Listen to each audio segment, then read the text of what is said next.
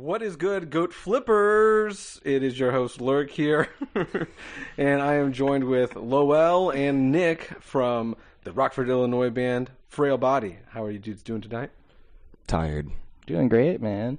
Great. Yeah. You just drove in from... Charleston. And boy, are your arms tired. Yeah. Okay. Yeah, you were playing Charleston last night, though? Yeah. No, it was great. We played at Big Gun. Weird name for a bar, but it's a really sick place. It was packed out. I've never even been there before, like into that entire state. So no friends or anything, and just seemed like the whole town showed up, and it was like, what the fuck? Okay, cool. Like it was amazing. It was a really good first show out there. It was pretty rad. Were you playing with anybody you're playing with tonight, or are you just... Yeah, with Harbor Lights. Okay. Yeah, we're on a little tour with them. Just going down to Florida, and well, actually, yeah, here. Fucking we are holy here now. shit, it's been a bit. Yeah. And yeah, we're going back up, and then we're just parting ways. We're doing some more stuff around the Midwest, around our home area, and then heading home. Are you guys both on Deathwish? Yes, we are. Okay, yeah. cool. I knew you guys were, and we'll get into that later, but yeah, I didn't know if Harbor Lights were. Anyway, so you guys are relatively like a new kind of band. You were formed, I mean, we just kind of passed your 3-year anniversary of your band being a thing. So Yeah. how's it been, you know, in these 3 years? Like, I don't know. You wanna? Yeah. It's been super cool. The last year especially has been insane because like we signed and we've just met so many cool people. Gotten to do pretty much the entire country now, which is insane. But yeah, Lowell and I have been playing together for like 10 years, so it's cool to have a project that is doing stuff. yeah. Yeah, I mean, that's like, we've got a collective 35 years of experience in all of us playing. And, well, Clemenson's other bands were pretty successful, but our bands, I mean, we're kind of, you know, it was struggling to get anywhere. So it's interesting being like, all right, we're almost 30. Maybe it's time to hang up the hat. And it's like, oh, okay, never mind. I guess we'll do this for another few more. And Yeah, the carrot gets dangled right in front of you before you quit, and you're like, okay, I'll keep going. Yeah. So it's been really cool. I mean, it's made personally, well, I mean, and I don't want to speak for everybody, but I think this is a good thing that we're all just kind of it's put everything into perspective. So like every single person that like knows our lyrics and we hear them, or like any interactions, even just online, people tweeting at us, I'm just like, somebody cares. What? You know, so it's cool. We're just extremely thankful. It's like a weird reality when that starts happening. Yeah, 100%. Just imposter syndrome. Like, what the hell? What is my life? Yeah. So you guys are from the Rockford area. How would you describe? I mean, like, because you got, again, a lot of people may not know who you are or may not have heard of you yet. So, like, if you were to describe your like sound, because you just got signed to Deathwish, and they are, you know, they're a decent label. They have a long, you know, a longevity within the scene as well. So, like, how would you describe yourselves, you know, to the average listener? We take after a lot of what people would call screamo, like OG screamo, stuff from the 90s, Portraits of the Past, Funeral Diner, Seisha, bands like that. And it's kind of a dirty word, or it was a dirty word. I think it's losing that connotation now, but yeah, if you want to... I guess like a more modern band we could compare it to would be like early Pianos Become the Teeth, like stuff like that. Yeah. Just aggressive and sad. Yeah. Okay. Cool. Yeah, aggressive, sad. Yeah. So how was it? Like, how was it starting out for you guys? Because you said you were in bands with each other for at least 10 years. So, like, what made you decide to go this direction? Because you guys are a 3-piece, correct? Right? Mm-hmm. Yeah. So, what made you all decide to, you know, band together and make this style of music? What were you doing before as well? We've been trying to make one of these damn bands stick for so long. We've been in screamo bands before. Yeah, we've been in the same screamo band before. But twice. Yeah. But we tried like post rock and a bunch of other like indie stuff, and I think like some of that kind of blends into what we're doing now too. It's not like strict screamo, I guess. Yeah. Mickey's, just FYI. Yeah. There's a lot of other things that we try and draw from, because I mean, we don't necessarily want to fall into the same trope of just, you know, here's a panic chord, and then here's the octave chord part, dun, dun, dun, dun, dun, dun, and it's like, all right, everybody's done that before, so, but we love Explosions in the Sky, and we love This Will Destroy You, and Caspian, and also, like, when we found out that Harbor Lights was going to be on Deathwish, I was like, let's fucking tour with them. I want to tour with a post-rock band so bad. Like, that has been my dream for, like, so many years, to get out with a band in that genre, So yeah, we just try and draw from everything. We listen to everything in the van, so we just try and incorporate more stuff into a genre that has already been beaten to death 20 years ago. So yeah. Well, it definitely does. It sounds because you guys, like I mentioned off the podcast before, you were on the New Metal Monthly podcast Spotify playlist that we have at Lambgoat here, and so that's how I initially heard of you. I think. Thank you for that, by the way.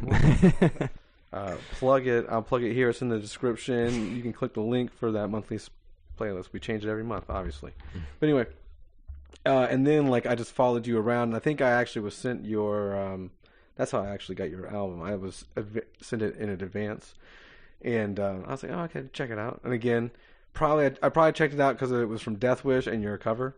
Wow. The two things just like lined up, and I was like, okay, I'll check it out. Because I get a lot of stuff, advance sent to me and stuff, and it's all over. It could be like mainstream cock rock type shit, all the way to like the greatest punk rock. So it goes all over, and I was like, I'll check it out because Deathwish and the album covers caught me. But yeah, so that's how I got into you guys, and then when I originally reached out for you guys to be on here, I was like, yeah, it'll be cool, and I didn't realize you guys were relatively like this new of a band, obviously.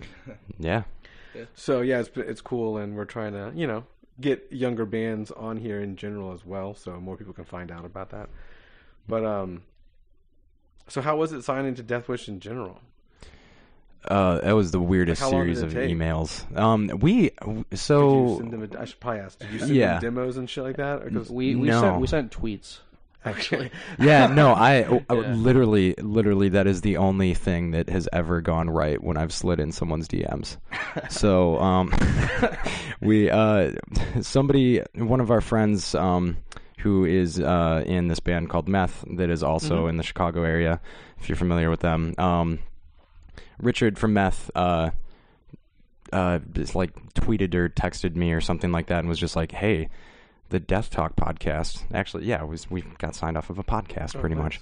They were like, "Yeah, the Death Talk podcast like shouted you out. Here's the timestamp. Go listen to it." And I was like, "What the hell?" So like, we went there. Allie from Deathwish, she found us on Spotify or Bandcamp or something like that, and was just like, "Oh yeah, they've got this EP out. It's pretty cool." So I was just like, "Holy shit!" And I just went out into Twitter and tracked her down and followed her, and was just like, "Hey, thanks. Like, we are working on something new. Like, I don't know what it's gonna be, but if you're interested at all." And she was like, "Yeah, sure. You can send it in if you want. I mean, I'm just looking for new music." So we sent it to her, and we shopped around, and we got responses back. We didn't think that was going to go anywhere. I was just like, "Yeah, here's some cool stuff. Come hang out with us or whatnot. Like, let's talk and whatnot." I'm not going to be like, "Sign us, please." Yeah. So I was like, "Cool. We'll like try and DIY it. We'll try and work with some distros, which we've worked with in the past. With No Funeral Records, Zagima Beach, and a bunch of other like R.I.P. in Peace. Yeah, Rip in Peace Records, that are just like little distros, and we were like, let's put this one out, then we'll try and like tour off it, and then maybe we'll eventually get there. But Allie like DM'd me back and was just like, "Hey, let's set up a phone conference," and I was like, "Okay." We would always joke about like wanting to sign to Deathwish all the time because they're awesome, and then it just happened. So, what bands drew you to like Deathwish in the first place? Let's see. Well, I mean, obviously Converge, but aside from that, there's a tiny bit of Converge, I feel, for you guys. Yeah, definitely. You Fail Me era Converge is fucking top tier. But that's my favorite record. That's probably gonna get shit on, but that's my personal favorite. That's record. Fine. Ours too. Okay. Yeah, for real. Yeah. Sickest breakdown.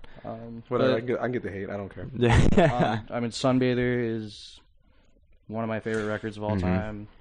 Touche Amore, early Code Orange Kids. You know, all that stuff is cool. insane. Yeah. So you kind of grew up with some, decent background of music, I guess. Yeah. And then also, I mean, obviously, like Birds in Row and Loma Prieta and whatnot, they were bands that just kind of deepened that sort of connection, because like I would listen to Converge and I'd be like, oh, that's cool, like I like that band, but then after finding some of those bands, Touche and all that, I was like, oh, this label like just puts out good stuff, like so it's hard to like pin them down. Yeah.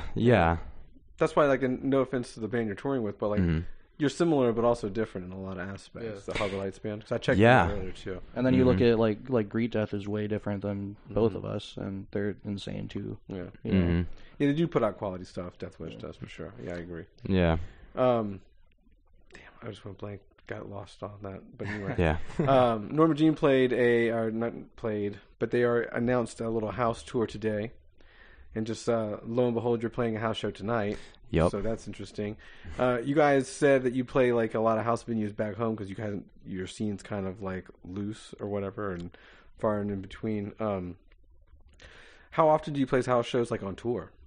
It's probably like 50-50. Yeah, I'd say it's shifting away from it, but we love house shows. I mean, it's just, I get nervous every once in a while, and I hate stages. So like I get nervous whenever we roll up into, a situation where we're playing any sort of like larger room, and the vibe just isn't quite there. I like being level with everyone, Yeah, it's cool that there's no separation between band and audience, which can bother people, like if you're short and there's like a tall guy in front of you or whatever, but like but just the vibe as a performer is a lot better, I think. Yeah. For me. It's weird though, because like it's better for sound to have you up, obviously. Yeah. But as a performer, it's also like weird though, because you're on a stage and then you're like put up to be viewed. Yeah. And house shows are always it's just so unpredictable. I mean, you could show up and, I mean, on the last tour that we were out with For Your Health, we literally played a living room that was half the size of this. Like, to the point where, like, it was just kids stood in the kitchen and just kind of watched the band do, like, just a live session almost, and, and just isolated. And you never know what the room's going to look like. You never know who's going to show up. And it could be kind of a bummer, and if it is, whatever. But then, like, you could play some... We played a fucking sorority house in Indiana, and that was wild, because it was just, like, we couldn't find a date to fill out. That was, like, a last minute... Like, we got thrown on, and it wound up being like, the most fun show of that tour. Oh, yeah. It was insane, and it was just, like, we showed up, nobody knows who we are. We were, like, the 7th band added, and they were just like, yeah, fuck it, sure. And we were like, okay, cool, and we rolled up, like, we know nobody here. I can't even put, like, the booker's name to anybody around. We're just kind of like, here's an 810. Yeah. Like, how do we get this down? How are we going to fit this down your stairs that are missing a couple? Yeah. It's just, you don't know if somebody's going to go flying through a fucking window or punch a hole in a wall or, like, crowd surf into the fan or something. I don't know. It's always the craziest experiences there, so. It'll be interesting tonight. Mm-hmm. I wonder because I've never even been to this venue, like we said off camera. I've never been to this venue before, but it is labeled as a house venue, and it's like, we'll see what goes on. I mean, you can watch it on YouTube later too, because we're gonna film it, so you could definitely check that out. Yeah. Who knows? This could be some cool stuff for you guys. You know what I mean? Check it out. I remember my question when we were talking. Oh. Yeah, the definition of screamo, you like kind of labeled yourself as like a screamo type thing. I think a lot of people are going to think of a different type of screamo, obviously. Totally. Yeah. Oh, yeah. But it's not the kind of screamo that you're talking about. Yeah, and that's why I say it, because then people are like, oh, it's this thing, and it's just like, no, that's wrong. Like, just go do your homework, it's fine. Like, we were all there at one point, it's okay. Like, screamo would not be on TRL, you know what I mean? Yeah. Yeah. The other kind would be, maybe. Yeah. No, and has been, for sure. Yeah. So, yeah. But, you guys, I mean, we can get some info from you about touring, just because obviously this is going to come out after you announce it. So you have some tour announcements or tour announcement. Yeah. In, let's see, February 28th through the 15th or 16th of March, we're going to be doing a West Coast tour with our friends in Modern Color, amazing band out of California. Also another band, if you like whatever we're doing with like the weird, it's screamo, but like also incorporates a lot of other weird stuff. They're a band that is like shoegazy screamo that has singing and clean parts and like a lot of Matthew stuff too. Yeah, really, really interesting band. So check them out. Oh, beat us. Oh no. So yeah, we're back at it now. We're getting ready for the house show tonight. You know what I mean? So, what were some of the band? No, we already talked about some of the bands that you kind of like fashion yourself around. But what kind of music did you grow up on? As far as like when you started finding your own route, like when you started like finding your own music, because you seem to have like a diverse background of like Deathwish bands. So like, what else do you guys like grow up on? You take that one. So first. I'll start, and it's pretty lame, but like Victory Records, like Take Back Sunday, all that stuff For sure, And then It's not lame. Come on. it's not lame. Come I'll take on. it back. I love Hawthorne Heights is TBS. right up there too, I'm sure. But and then through that I found like Under Oath, and like it was like right around there. Only Chasing Safety came out. There was a kid in an Under Oath shirt at my bus stop, and I was like, yeah, that looks sick, and that kid's cool. So I'm gonna look into this band, and then. Yeah, so They're Only Chasing Safety just was in my car stereo forever when my mom would drop me off at shows. It was like my warm-up record for going to play indie rock and church music. But then Well, it's kind of like the same vibe almost, you know? Yeah. And then, through that record, I wound up finding bands like Seisha and stuff like that. And then, like, Tim McTagg is really into Radiohead, so I got into Radiohead through that. And I blame Under Oath for my musical leanings now, I guess. They're a great band though too. Yeah. I mean, Yeah. No disrespect. Almost kind of the same. I mean, I grew up listening to a lot of just radio, butt rock and stuff like that, and Linkin Park and some other bands like that. There's some good holdovers. Like I love Chevelle. We play with Chevelle in the van. I mean, yeah, there's all guilt. Trust me, we have Yeah. a list of guilty pleasures, right? Yeah. Stained was like the best thing that we saw at that Louder Than Life tour. Yeah. Live festival. I was like, how is this even possible, man? Yeah, that guy's he's a Trump guy now. Ooh, Aaron Lewis? Yeah. Well, It's wild. duh. Yeah. You didn't see that coming? I just wasn't sure that I don't know. He's definitely pro-gun. Didn't he have a Yeah. pro-gun shirt on at the festival? Yeah. So like, It's fucking AR-15 gun great. I shirt. love it. It's so funny. So yeah, I grew up liking that guy for a bit. Chappelle was also Louder Than Life too. Oh so. yeah. They're not going to be playing as a three-piece, or they will be still, but the original guy is going to leave, isn't he? Maybe. No, you're the big Chevelle fan. We just like the first two. I take that back. I just like the red. Okay, I just like the red. No, I'm talking about point number one, dude. That record's way better. I only know the red. Sorry. Mine was This Type of Thinking. That was my favorite record by them. But anyways, that was like a year of my life, so it Sometimes gets you have better. to send the pain below. I get it. Yeah, Dude. jeez. Yeah, I kind of did the same thing though. I found Under Oath one day, and that made me get into heavier music. Well, I guess I listened to Slayer before that too, a little bit, and but Under Oath was like that. Oh, you can like have some weird sad angst and not just like hatred, Right. and like. So I was like, okay, that connects with all my 13-year-old hormones. Mm-hmm.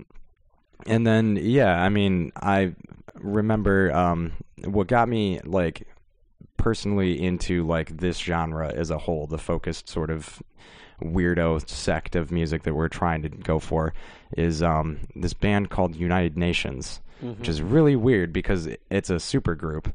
And I was... with Daryl in it?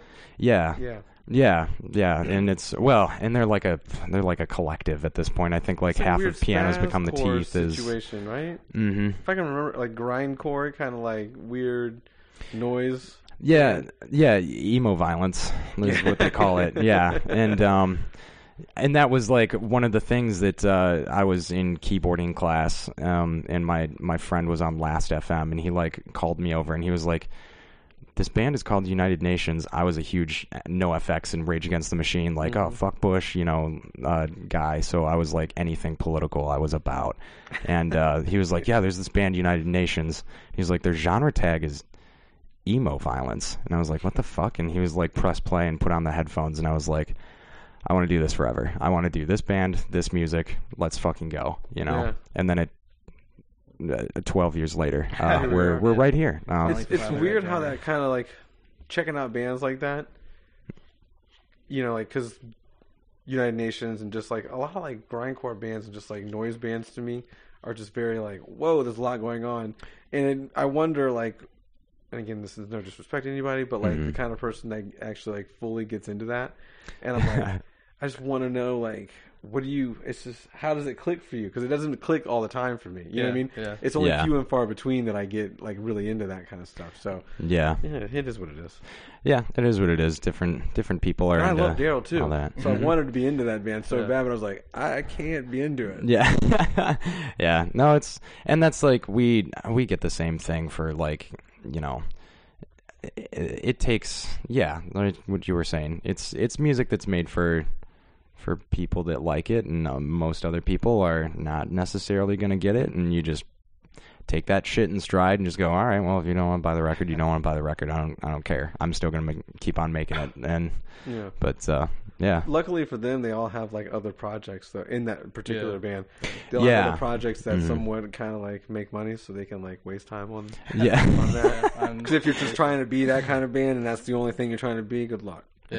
Yeah, definitely. I mean, and that's why it's interesting that they have the collective sort of thing that they have with everybody that's in that. But yeah, I mean, after that was then it was the whole wave with Touche, Defeater, pianos, and all that, and that was really what made me find the scene for it, and not just necessarily going to the same church basement metalcore shows every weekend and whatnot, and seeing people that wanted to try and be Attack like over and over and over again. Yeah, exactly. Is that a big Midwest thing? Is that because every video it was huge and still is actually. It started. I mean, Attack was from Ohio, and Attack and who else? There's like 5 or 6 of those bands that were at that level that all came out of like Cleveland and Akron. Yeah. And so it was like a thing that us as Midwesterners, every video I saw had like some hay bale or some feel. And like crabcore and hardcore. Hair swooped over one eye. Yep. So how are you guys finding? Like, how are you finding new music back in the day? Because like you were saying, your scene is kind of lackluster.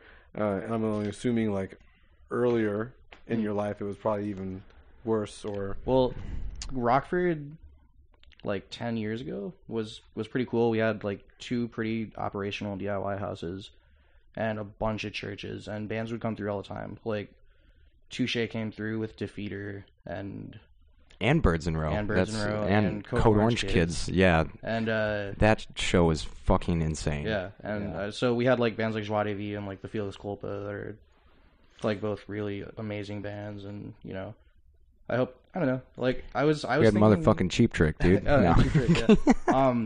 But I remember feeling like when we were 14 and 15 and we started like our first house venues, when mom and dad were like, yeah, you can book shows here or whatever. I remember feeling a big disconnect with the older bands in our scene because they would never play where we were booking. They didn't do house shows. Right. So there was like 2 separate scenes, and in a weird way, I hope that's still happening now, and I'm just too old to know the kids. I really because you're the old guys now. Yeah, we're the old farts now. Yeah, so I hope somebody's bothering their parents and letting them book shows. One of the coolest shows I ever played on tour was a basement show. Yeah. Mm-hmm. So I get it. Yeah, that's a thing, and it's you can hang out afterwards too. Yeah, exactly. Yeah. Oh my gosh. Well, I remember like my senior year in high school, we booked Frameworks, and like that was insane for us. Oh man, we were talking. We just had Chris on for Sex, and didn't Converge play someone's like house down the street? Oh, Earth Crisis. Sorry. Oh, okay. He was talking about an Earth Crisis hardcore show, or house show back in the day. Yeah. No, it's great, and it's something that we can do because being up where we are, houses are just built with basements. It's not like Texas or whatever where or here. Yeah, that's true. So it affords more opportunities, and I don't know. Our town has made a lot of really good art and really good music that nobody from our town gives a fuck about. Mm-hmm. So we have had multiple bands that have signed to Count Your Lucky Stars, which is like a big powerhouse of like an emo label. Mm-hmm. So playing that sort of like throwback early Jimmy Eat World sort of stuff. I mean, I've been in other fucking countries and brought up some bands from Rockford and had people that don't speak English be like, holy fuck, those guys, They lived on the street. Yeah, exactly. I'd share an office with fucking Phil from God's Reflex. We go to pizza night every Thursday and get drunk with Brandon Lumber. Yeah, exactly. Yeah, exactly. And it's just like, but it's the most cliche thing to say because it's the total fucking pop punk pizza mentality of like, I hate my hometown, but like, yeah, our hometown does not give a shit about any of that sort of stuff. And the Color Morale did get really good reception early on. That was kind of that was cool because they would play big shows and whatnot. Just the city as a whole, yeah. I did want to say the Rockness Sound. That's a venue that we shout out. That's a house that is doing stuff. JD Racky Priest. Yeah. But are you just like when you guys are going? Like, is that how you're finding out mostly about music through these house shows back in the day? Back in the day, yeah, totally. Yeah. It was. Or did you have like a place where you would like like record shop or something like that someone was showing you some stuff or? We didn't really, I mean, because Culture Shock came around a little bit later. Culture Shock handled our release show and is like one of our big, we now have like multiple record stores that kind of service some of the music that we listen to. The older record stores, I feel like maybe caught on a little late. So we didn't really, I mean, we just fucking used LimeWire and just people word of mouth okay. Hey, this band's sick, or you go out to a show and exactly. Yeah, that's why it blew up. When Entombment of the Machine came out, I was just Dr. Cowboy, this is sick, and then but Death, that was like at the beginning of deathcore and shit, all that.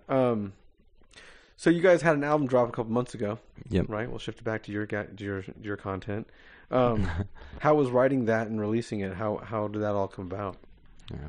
Do you want to talk about that? Like, were those songs you've been camping on for a little bit, or so was it that's your first release on a I won't say like a major or anything like that, but like a label? Yeah. Mm-hmm. So it's kind of like a mashup of our old record too.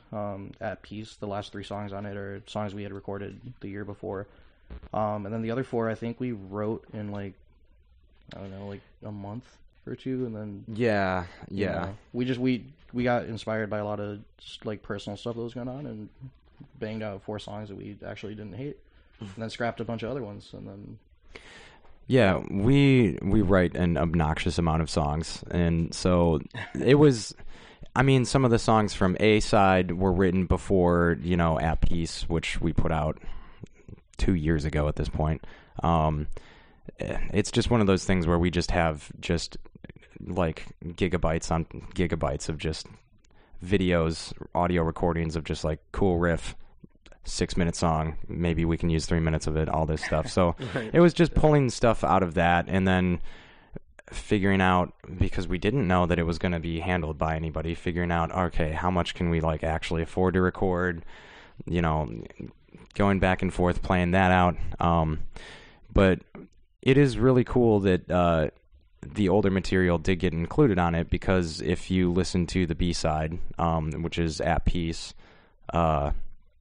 we wrote it as a continuous play. So we wrote it, you drop the needle, and then the songs play into each other. And so we wrote it, and then we were just like, this doesn't fit on a 7-inch. And we don't want to have to flip it. And so what are we going to do? Like a one-sided 12-inch? that's extremely expensive, and we're not going to have the money for it because nobody knows who we are. So we kind of put it up, and we're just like, shit, all right, whatever. We'll just do tapes.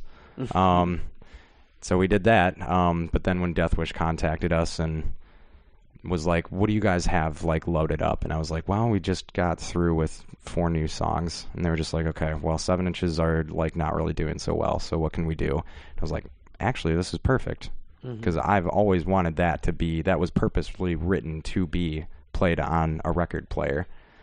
And then we just went, oh, we're stupid and don't know how to do math and time it correctly. So it worked out really well. Yeah. And that's part of just the relationship with them has been very positive, very, artist forward thinking, and just trying to make sure that whatever we want this band to be, it ends up being. So, cool. Yeah. What was the title of the record again? A Brief Memoriam. Yeah, Brief Memoriam. Okay, cool. Yeah, and you can stream that anywhere. You can purchase it from your website. Yeah. You have vinyl out for it. We do. I almost bought one. Almost. It's like one of those weird like one of your variants. I think, was it white or gold? Well, I heard you're getting back into collecting CDs too, so we have CDs if you want to. Oh, yeah. Good marketing pitch. Get Damn. back into both of those things. Flexing my $3 CD bin diving skills. Yeah. Are you big physical people? Yes. Yeah, absolutely. Yeah. It's like trading cards. Yeah. Yeah. It's nice to have like a record and have full size artwork. I feel like a lot of people miss out on that when they just downloaded a code. One of my things that I really took for granted was probably the CD book. Yeah. You got a CD and stuff. And even though that, like, people didn't really like vinyl had the audio superiority, obviously. Yeah. And then people would like shit on CDs, but now with streaming, because I stream music all the time, the quality is garbage.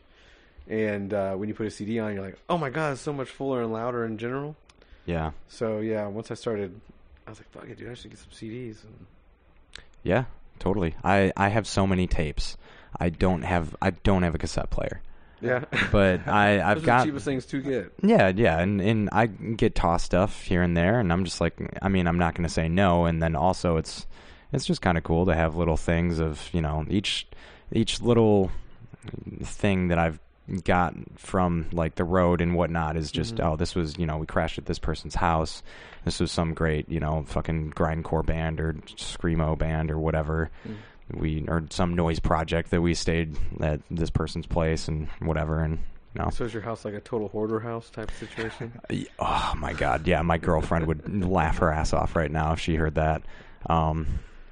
We're both pretty bad with that. Walk through the aisle of stacks of memorabilia, please. Yeah. I tried counting up like all the records I have, and I think it was like it's north of 300, and I don't have like any storage space for it. So they're all just like, some of them are just laying out, and I feel really bad about it. Yeah, well, it'll happen. Yeah. So do you like tapes, or is it just the ease of the tapes? Because like if you're not playing them, I think, because I just talked to Chris about it because we were talking about records too, but I think that's the worst audio. Yeah. There's a charm to low fidelity, I guess. The same way as like every fucking Instagram filter that you see now is like, oh, it's like VHS, bro. Like, yeah. There's like, a lot of like good video being turned into like really shitty video with the lines and stuff. Yeah. I really like cassettes because it's something that as a band you can afford without any backing at all. Yes. So there's so many amazing bands that will never be able to press vinyl because they don't have any sort of backing, but almost everybody can do cassettes, and I think that's really cool. Whoops. Yeah. To have like physical copies of something, you mean? Yeah. Mm-hmm. How expensive? I don't know. I haven't printed a CD in forever, so I don't know how expensive it is to press a CD. But usually it's for CDs, I don't know, $2 per or something like that. I know cassettes are $1 per usually. Interesting. I know there's a big push or a big like thing now for limited cassettes. Mm-hmm. Yeah. That's like the rage currently in the scene and just stuff like that, which is cool. I do think that going back to like a physical copy, which is weird because I think most kids growing up now are like afraid to pirate stuff. But it's weird because like I came from an era where it was like, fuck that shit, because I light WinMX, Napster, and all that other shit, LimeWire and all that. we were downloading Indie and everything, which I can't say or not say I do still. But yeah, I get around, you know. So like when I find out that kids don't know how to like get music or something like that, because I don't know. Not that I'm against pirating or for pirating. I more am for it though.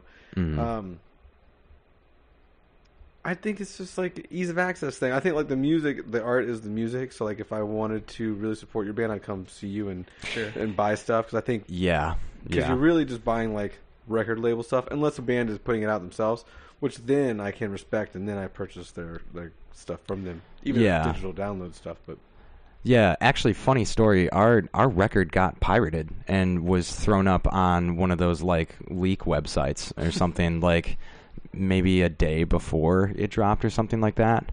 And I wasn't even mad about it. I was like, well, cool. What? Somebody pirated our record? Yeah. The fuck? It's like a level of coolness. Yeah. Cloutness. Yeah. It was like, that's a conversation I never thought I'd have with anybody. Yeah, so like, do you think it helps though? Yeah, I don't care. I mean, streaming is the easiest way to find music now. Like going back to that. But the way that, like, I mean, because you're a band, obviously, and Right. you hear your record before you put it out, and you probably want it to sound a certain way, and like you write songs for vinyl or to be streamed or not streamed, sorry, to be played in succession, like with a needle drop and stuff like that. Yeah. So I just didn't know if like. Because if you download a song, you can download it in more higher resolution than you could like a streaming song. So, you know, streaming obviously is, and you do get a kickback from that. If like the pennies you'll probably get from it, but the person who pirates it could get like a fuller version. So you know, I just didn't know if that was like a benefit maybe to you to have someone come to your show or this, that, and the other. I think it's mostly a good thing just because so many more people will stream something before they buy it, and if they like it, then they will come out. And we are definitely like a live-centric band. Like, we've only done a couple releases, you know, but we've toured so much, and I don't know. I think if streaming gets more people to come to a house show, then that's awesome. Yeah, I mean, nobody's buying a Spotify subscription specifically to listen to us. Like, that's whatever. You're gonna listen to us in passing. If you pirated our digital stuff, I mean, that sucks, I guess, but like, get into it. Yeah, we're out like a whole 33 cents or something like that. If you did buy the album for $1 on Bandcamp or something like that, you know, it's whatever. But if you see us and buy us beer and feed us and like buy our record, that is infinitely more support that we will get. Come to the show and buy a sweatshirt. That's what I'm saying. Yeah. Steal your record. I'll steal the record for sure. Yeah. Steal the record, learn the lyrics, and then yell them at me, and then buy our shit. So yeah, it was crazy. I started seeing articles that were like kids these days or people these days are more afraid to pirate things. Because I feel like it would be like the norm at this point. Because you know. The whole pirate thing with Napster, when that popped off, I remember people getting really freaked out. And it never really... I was a kid, so it didn't bother me. I just kept doing it. So I blindly kept doing it. My dad never got arrested, so I figured, fuck it. That's all a lie. Yeah. Well, let's see. It's a little after 8. We probably should wrap it up a little bit and then head to the little house venue. Mm-hmm. Hell yeah. Well, do you have any... let's get some last minute shit off of you. What's the dream tour for you guys? Ooh, I don't know. Do you know that one? Do I know that one? Do you know that one off the top of your head? Does it have to be a band in our genre, or can it be like any band? I mean, any band that your band would flourish with. You know what I mean? Like something that could actually happen, but like as a dream. Still. Don't say something like Led Zeppelin or something. Oh no, I was gonna say something to piss Nick Funson off. I want a job for a Cowboy to do Sun Eater in full, and I want us to open. They fight for hours over the best job for a Cowboy album, and it's great because we're a 3-piece, so I just sit in the back seat and just laugh because I'm like, to Job for a Cowboy? Is that your not thing? Really. It's okay. I mean, they put it on. They've never been like, oh yeah, this is JFAC, and I'm like, no, this is bad. I'm like, they put it on. I'm like, no, this is sick. And then he demands that we put on the one with the bass super high in the mix. Yeah. And I'm like, all right, cool. This sounds great too. And Clemenson just fucking hates it. He hates that record. The inside of the van should be like a like its own TV show with all you guys arguing all the time about? Yeah, I'd film their arguments for our We're not fucking actually Instagram friends. story. We just tolerate each other. So. Yeah, if you ever see us put up an Instagram story after like 3 a.m., it's probably them in somebody's kitchen while they're trying to go to sleep, just fucking throwing down about it. It's like, yeah, the meme or the video meme of the people like yelling about Glinda the Good Witch or some shit. Yeah. It's No, like a lot of that. 100%. Yeah. There's a night in the store we were up till like 5 or 6 in the morning. Everyone else is asleep, and we're just shouting because we want to cook spaghetti in the van, and Clem doesn't want us to cook spaghetti in the van because it'll be messy. Right. So Yeah, He's people. not going to defend himself either, right? No, now. he's That's why not. we're Get it all out. now. Get it all out. Yeah. We have a lot of goofy little things like that. I think people. How long are you guys? Obviously, you guys known each other for 10 plus years. Mhm. Is the third party? Do you guys know him like that as well, or just some schmuck that you hired for? We like started hanging out with Nick like 5 years ago, and like we honestly, like, all kidding aside, do hang out like every single day. Mm-hmm. So Yeah, we're brothers, like But he's not going to defend 100%. himself, so we're going to take a shit on him. Yeah. Oh yeah, totally. But yeah, it's I think people often listen to the record, see some of the, I guess, visual aesthetics of it and whatnot, and then they have like an image of who we are, and then they meet us, and it's like, yeah, the like Downbeat, the first song, like I'm picturing what it sounds like when my mom fucking died. Like it is just 100% just like visualizing that everything. I fucking psych myself out and get into it. The second we're done, I want to shotgun a beer and party. Like, so we're just fucking, yeah, I don't know. We're goofballs. That's what we have to be. Yeah. You gotta fucking smile through the sadness, you know? So what is the fucking band you want to tour with? Fucking, I'm sitting with it. What is it? you're gonna stick with that. Yeah. I'm gonna say, there was a band that is probably the most influential to this one, called Diatro. Mm-hmm. They're from France. They broke up in like 2008, I think, or 2009. But they just repressed a record last year, which means they know that people are paying attention to them. And they play in other bands, so they're like still doing stuff. If that band gets together, I'm going to go to France, like 100%. And I feel you. yeah. I got bands like that, I know. Yeah, what's yours?